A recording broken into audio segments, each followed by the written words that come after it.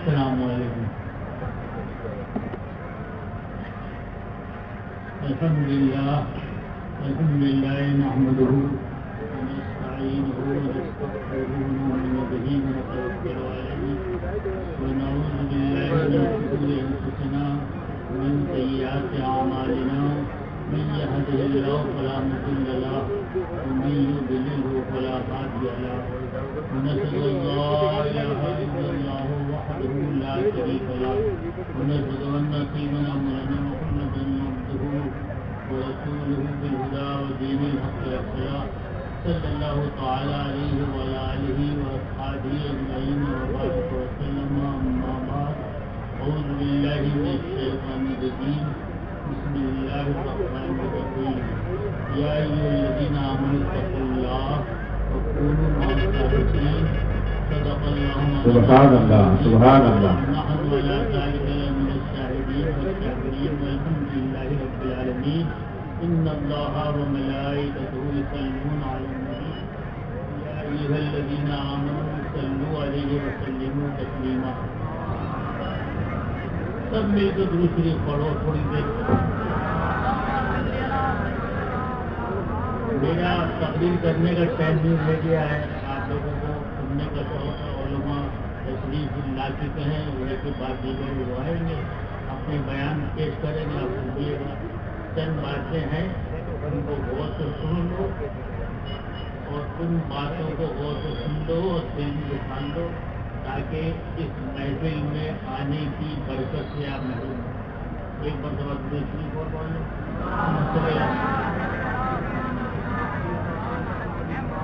عارف رومی رحمۃ اللہ علیہ نے اپنی مسنوی شریف میں فرمایا ہے ہم نصیبی یک نفذ با اولیاء بہتر سب سال ساتھ دے دیا. مسنوی شریف میں بہت سے نسخے ہیں, حکایتیں ہیں یا حکمتیں ہیں.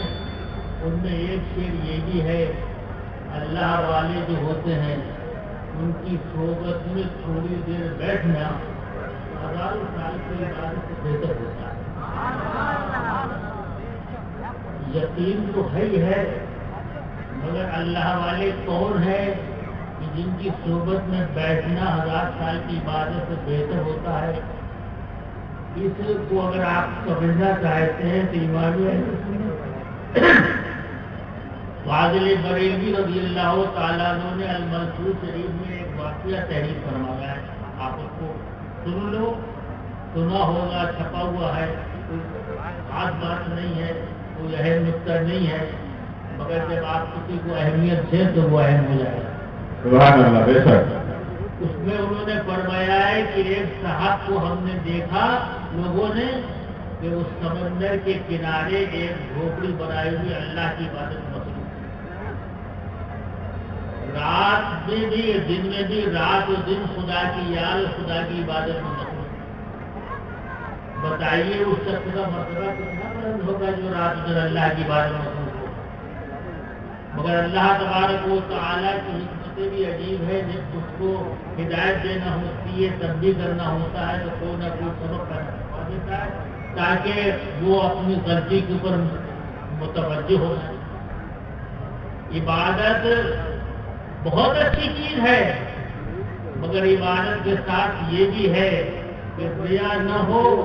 عبادت کے ساتھ یہ بھی ہے کہ تکبر بھی نہ ہو.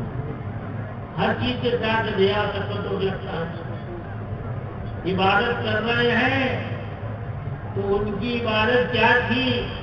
عبادت نہیں تھی بلکہ شیطان کا دھوکہ تھا. اور اس دھوکے کو میں وہ آ گئے تھے اور عبادت میں مصروف ہو گئے تھے. ان کے پاس اللہ تبارک و تعالیٰ نے اپنے ایک مقبول بندے کو بھیجا تو جاؤ. تو وہ مقبول بندہ حکم الہی کے ان کی خدمت میں آیا تو ان سے پوچھا یار اتنے سال سے یہاں چھپڑ جھاڑے ہوئے سمندر کے کنارے عبادت کر رہے ہیں, کتنے مرتبے کتنے درجات ملتے ہیں نا, مرتبے ملتے ہیں, کتنے مرتبے حاصل کیے ہوئے. تو دیکھو یہ جہل کو اللہ تعالیٰ ولی نہیں بناتا. تو وہ پڑھے لکھے تو تھے نہیں, بولے یہ تو مجھے نہیں معلوم کہ کتنے پیسے میں نے طے کیے ہیں اور کتنے مرتبے میرے بڑے ہیں، مگر ایک بات جانتا ہوں کہ روزانہ اللہ کا دیدار کرتا ہوں۔ سبحان سبحان اللہ، اس شیطان نے بولنا ہے۔ میں یہ تو نہیں معلوم کتنے پیسے طے کیے میں نے، مگر میں روزانہ اللہ کا دیدار کرتا ہوں۔ اللہ آپ کا مرتبہ، آپ کی شان کتنی عظیم ہے۔ حضرت موسیٰ علیہ السلام کوئی دور پر 6 مہینے کے روزے رکھ کے گئے اور انہوں نے التجا کی، تم فرما دیا کہ تم دے نہیں سکتے۔ ہاں، اگر مجھے دیکھنے کی تمنا ہے کہ کوئی سورج رائس پر نظر ڈالو، کوئی سورج جل گیا اور حضرت موسیٰ علیہ السلام بےہوش ہو کے زمین پہ گئے۔ تو نبی نہ دیکھ سکے، رسول نہ دیکھ سکے، یہ نہ نبی ہے نہ رسول ہے، ان کا مرتبہ اتنا پڑ گیا کہ روزانہ دیکھتے بغیر چلے کن کو دھیان ملتا۔ یہ جہالت ہے، اور جاہل کو شیطان بڑی جلدی پھانس لیتا ہے۔ اب تجھے کیا ضرورت ہے علماء کے پاس جانے کی؟ نماز پڑھ، روزہ رکھ، آسمان کو دے، زمین کو دے، خدا کو دے، معاذ اللہ۔ تو سب سے پہلے اس کے اندر ایک پیر، ایک کامل کے پکڑنے کی ضرورت ہوتی ہے۔ بے شک جب معرفت کے میدان میں، فقیری کے میدان میں اترو تو پیر کامل کے دامن کو مضبوطی سے پکڑ، اور کیسے مضبوطی سے پکڑا جاتا ہے؟ حضرت شاہ حضور اچھے میاں صاحب رحمۃ اللہ علیہ ایک خادم عبد المجید صاحب تھے، وہ شادی کرنے سے انکار کر رہے تھے۔ کہا بھائی دیکھو، شادی کرنا سنت رسول ہے، شادی کر لو۔ تو ان کے حکم سے شادی کی تو چلے گئے۔ کہا بھائی شادی کر لی تم نے؟ کہا شادی کی۔ کہا بیوی کا ہاتھ ادا کیا؟ کہا یہ تو آپ نے کہا نہیں تھا۔ شادی کیا، جاؤ بول کر جاؤ، بیوی کا حق ادا کر کے آؤ۔ بیوی کا حق ادا کر کے آئے، کہا ادا کر دیا، کہا ادا کر دیا۔ تو جب دن پورے ہوئے تو گھر سے خبر آئی کہ ایک لڑکی پیدا ہوئی ہے حضور۔ تو یہ اچھے میاں خاندان مہاراجا کے بڑے صاحب فیض بزرگ تھے، اپنے خادم کو دیا، ایک کرتا دیا، ایک پیجامہ دیا، لو مولانا کے گھر میں بچہ پیدا ہوا ہے، کرتا پہنا دینا، اور پیجامہ پہنا دینا۔ کرتا پیجامہ لے کے خادم جا رہا، تو راستے میں دریائے گنگا پڑتا، برسات کا موسم تھا، وہ سریانی کی تھی۔ تو جب دریا کے کنارے پہنچے تو دریا میں سریانی دیکھی، ادھر ادھر کوئی کشتی نہیں تھی کہ دریا کے اس پار جاتے۔ تو کیا دیکھا آپ نے؟ حضرت خضر علیہ السلام سے سیکھا، چلو میرا ہاتھ میں تمہیں اس پار سے اس پار پہنچا دوں۔ یہ ہاتھ تو دے دیا گیا، یہ آپ کو کیسے دیا ہے؟ یہ تو پیر مرشد کو دے دیا گیا۔ پیر ظاہر ہوئے، انہوں نے ہاتھ پکڑا، اس ہاتھ سے لے کر 1 سیکنڈ میں دریا پار کر دی۔ سبحان اللہ، سبحان اللہ، نعرہ تکبیر، دیکھو نعرہ رسالت۔ یہ محنت ایسی ہوتی ہے۔ گئے تشریف لے گئے تو ان کے سامنے نہلا دھلا کے کپڑے پہنا کے لڑکی کو چکوڑیاں دی تھی، کپڑے بھی تھے پہنا کے، ایک بچھونیا نے ایک صاحب کی طرف خدمت پیش کیا گیا کہ حضرت کو اطلاع غلط ملی ہے، لڑکی ہے لڑکا نہیں ہوا۔ انہوں نے فرمایا غصے میں آ کے کپڑے پھاڑے، کہ یہ نہیں ہو سکتا، حضرت نے فرمایا لڑکا ہوا ہے تو لڑکا ہی ہو۔ اب جب کپڑے پھاڑے تو دیکھا وہ لڑکی نہیں کرتا۔ سبحان اللہ، سبحان اللہ، عبداللہ۔ بے شک، سبحان اللہ۔ جب انسان کی ریاضت اور عبادت کامیاب ہوتی ہے اور جب اس کو خلوص ہوتا ہے، اس میں نیکی ہوتی ہے، تو خدا کی طرف سے انعامات ملتے ہیں۔ ان انعامات کا نام ہے کتب ہے، ابدال ہے، اخیار ہے، ولایت ہے۔ اللہ سرکار اعلیٰ فرماتے سارے اختیار جہاں کرتے ہیں توبے کا طواف بے شک اور صحابہ کرتا ہے اور طواف پھر غریب آ جاتے ہیں بے شک سبحان ہر اللہ سبحان بزرگ کو اس بات کا اختیار ملتا ہے کہ وہ سال میں ایک مرتبہ خانہ کعبہ کا طواف کرے حاضر ہو بارگاہ الہی اور مرتبہ بڑھا تو ہر مہینے اور مرتبہ بڑھا تو ہر ہفتے اور مرتبہ بڑھا تو روزانہ خدا کی بات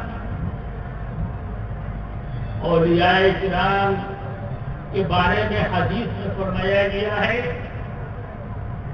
تاتا قبائی لا یعرفہم غیری یہ اولیاء کرام جو ہے میری رحمت کے اجازت سے چھپے ہوئے سبحان اللہ ان کو میرے علاوہ کوئی نہیں پہچانتا اگر ان کو پہچاننا ہے تو میرے پاس آؤ اور مجھ سے التجا کرو تب سے پہچان پاؤ سبحان اللہ مولانا ابراہیم چوٹھی صاحب رحمۃ اللہ علیہ بھی انہی لوگوں میں سے تھے جو ہر سال حج کرتے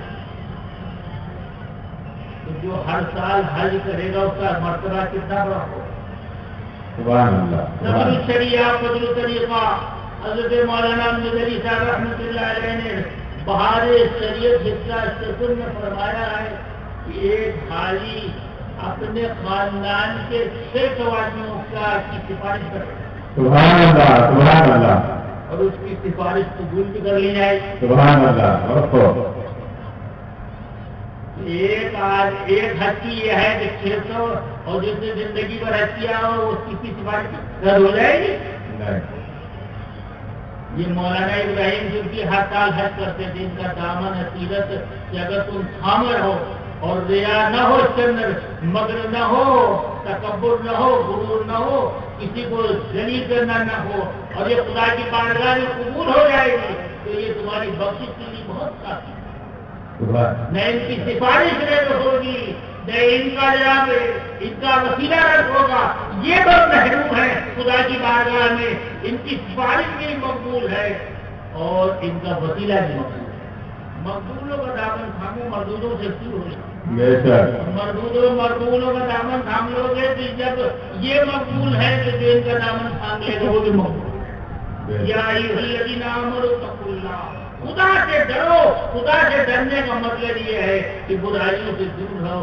اللہ والوں کے دامن میں آ کے چھپ جاؤ اطلب الحوائج الی ذم الرحماء من امتی میری امت کے رہنے لوگوں سے اپنی مرادوں اور حاجتوں کو مانگو اپنے گھروں میں آرام سے رہو گے ان کا دامن تھامو ان کے اوپر غوث پاک کا فیضان ہوتا ہے ان کے اوپر خواجہ کریم نواز کا فیضان ہوتا ہے تم محروم نہیں رہو گے ان کے فیضان سے تم بھی مستفید ہوگے اگر خواجہ کے ماننے والے ہو غوث پاک کے ماننے والے ہو تو غوث پاک کا فیضان نہیں ملے گا خواجہ نہیں ملے گا مگر ان کا دامن تھامو بے شک ایک زمانہ تھا ایک صاحب تھے بڑے نواز تھے حاجی بھائی سری شاہ رحمۃ اللہ علیہ کے زمانے میں ایک کبینہ آیا کہ یہ ہاتھ مزاروں پہ ہاتھ باندھے رہتے کیا ملتا ہے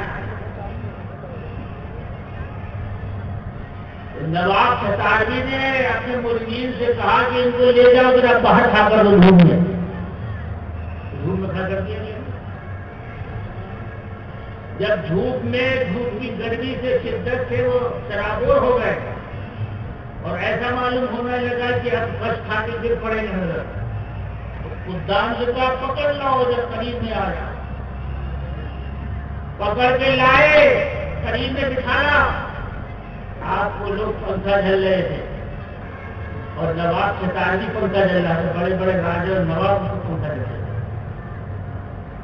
جب پسینہ خوش ہوا تو اس سے پوچھا تو ابھی کیا سے تجھے پنکھا جل رہا ہے تجھے ہوا لگ رہی ہے اس کی سمجھ میں نہیں آتی ارے خدا کی رحمتوں کا نزول ان پر ہوتا ہے ان کا دامن پکڑ لیتے بولو دامن پکڑ لو اولیاء کرام کا یہاں بھی اولیاء کرام کے دامن میں قرآن لے گئے اور وہاں بھی ان کی امام اہل سنت فرماتے ہیں ڈھونڈائی کرے تجھے قیامت کی سپاہی ارے وہ کس کو ملے جو تیرے دامن سبحان اللہ نبی کا نام لے، پیارے رسول کو پکار، دامن مصطفیٰ آئے رسول ربنا تقبل منا انك انت السميع العليم وتب علينا انك انت التواب الرحيم وصلى الله تعالى على خير خلقه ونور عرشه وقاسم رزقه وعلى اله واصحابه اجمعين برحمتك يا رب. السلام عليكم.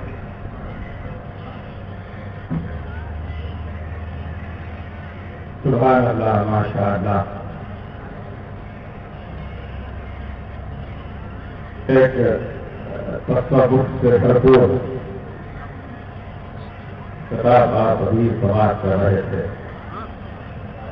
حضرات گرامی، واقعی ان اللہ والوں کے دامن سے سچے دل سے اگر آپ اور ہم وابستہ ہو جائیں انشاءاللہ العزیز یہاں بھی ہمارا کا بیڑا پار ہو جائے گا، قبر و حشر میں بھی انشاءاللہ ہمارا بیڑا پار ہو جائے گا. شرط یہ ہے کہ دامن جس طرح سے تھامنا چاہیے اس طریقے سے ہم دامن کو تھامیں. صرف زبانی جمع خرچہ کرنے سے کچھ فائدہ نہیں ہوتا. دل کے اپنا گہرائیوں سے اور ایمان و یقین کے ساتھ اللہ والوں کے دامنوں کو تھامیے، اللہ والوں کا ہو کر رہ جائیے. پھر دیکھیے کہ دنیا کے اندر آپ کو ہم کو ان اللہ والوں کے سبزے میں اللہ رب العزت کیسی کیسی نعمتوں سے نوازتا ہے اور کیسی کیسی برکتیں آپ کو اور ہم کو میسر آتی ہیں. حضرات گرامی، بلا تاخیر پروگرام کو آگے بڑھا